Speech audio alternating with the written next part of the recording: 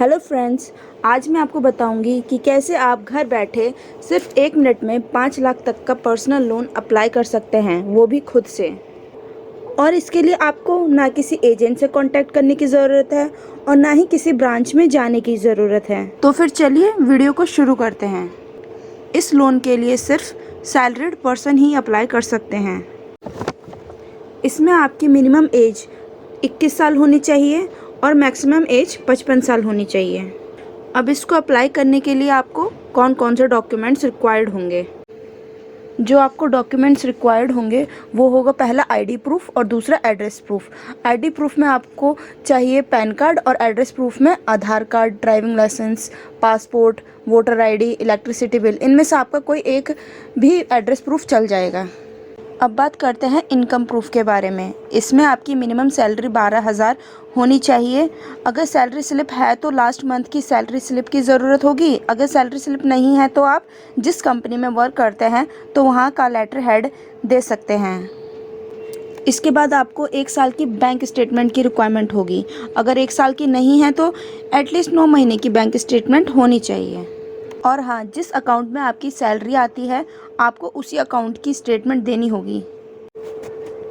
अब हम personal loan apply कैसे करेंगे, चलिए आगे देखते हैं। इसके लिए हम पहले वीडियो के डिस्क्रिप्शन बॉक्स में जाएंगे और वहाँ पर दिए हुए लिंक पर क्लिक करेंगे। क्लिक करने के बाद हम ऑफिशियल वेबसाइट के एप्लीकेशन फॉर्म पर पहुँच जाएंगे, जिसका इंटरफेस आपको इस तरह का दिखाई देगा।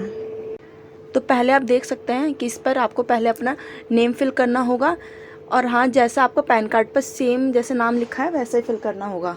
फिर उसके बाद आपको अपना यहाँ पर मोबाइल नंबर लिखना होगा। फिर उसके नीचे आपको अपनी ईमेल आईडी। इसके बाद है टाइप ऑफ एम्प्लॉयमेंट। इसमें सेलेक्ट करेंगे कि आपकी कंपनी प्राइवेट लिमिटेड है, पब्लिक लिमिटेड है या प्रोप्राइटरशिप है।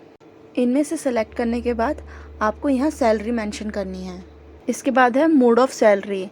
इसमें जिसकी सैलरी डायरेक्ट अकाउंट में आती है तो वो बैंक अकाउंट सेलेक्ट करेंगे। अब इसके बाद है लोन अमाउंट रिक्वायर्ड। इसमें आपको जितनी अमाउंट की रिक्वायरमेंट है लोन की वो आप यहाँ पे टाइप कर लेंगे। और इसके बाद है एज। आप जितने साल के होंगे यहाँ अपनी एज मेंशन कर देंगे। इसमें आपको अपना टोटल वर्क एक्सपीरियंस बताना है कि आपने जितनी भी कंपनीज़ में वर्क कर रखा है उन सब का टोटल वर्क एक्सपीरियंस मेंशन करना होगा। जैसे आपका 1 साल का एक्सपीरियंस है तो 12 मंथ मेंशन करना होगा। अगर 3 साल का हो तो 36 मंथ मेंशन करना होगा और अगर 8 साल का एक्सपीरियंस है तो 96 मंथ मेंशन करना होगा। इसके बाद है योर करंट मंथ ईएमआई। इसका मतलब है कि आपकी अगर कोई ईएमआई चल रही है तो वो यहाँ मेंशन कर देंगे। अगर कोई ईएमआई नहीं चल रही है तो इसमें 0 मेंशन कर देंगे। इसके बाद है डिलेड ईएमआई। इसमें आपको नो सेलेक्ट कर लेना है। इसके बाद है योर प्रिफर्ड लैंग्वेज। इसमें आप एग्जीक्यूटिव से जिस लैंग्वेज में बात कर सकते हैं, अगर आप हिंदी में बात कर सकते हैं तो हिंदी सेलेक्ट करेंगे और अगर इंग्लिश बात कर सकते हैं तो इंग्लिश सेलेक्ट करेंगे, तो वो आप सेलेक्ट कर लीजिएगा।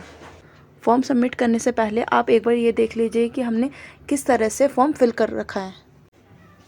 जैसे पहले आप अपना फुल नेम यहाँ पे लिख देंगे जैसे आपका पैन कार्ड पर है। फिर दूसरे में आपको अपना मोबाइल नंबर लिख देना है। फिर इसके बाद आपको अपनी ईमेल आईडी, फिर आपके कौन सी कंपनी किससे रिलेट करती है, यहाँ पे हमने अब जैसे प्राइवेट लिमिटेड लिख रखा है।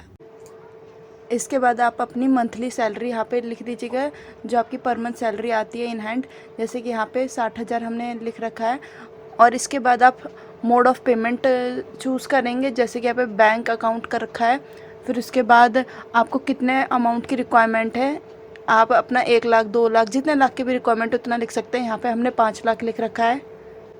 फिर इसके बाद आप अपनी एज मेंशन कर दीजिएगा और उसके बाद अपना आपका कितना टोटल वर्क एक्सपीरियंस है। जैसे कि यहाँ पे था हमारा 8 साल का वर्क एक्सपीरियंस, तो हमने उसका 96 मंथ मेंशन कर देंगे।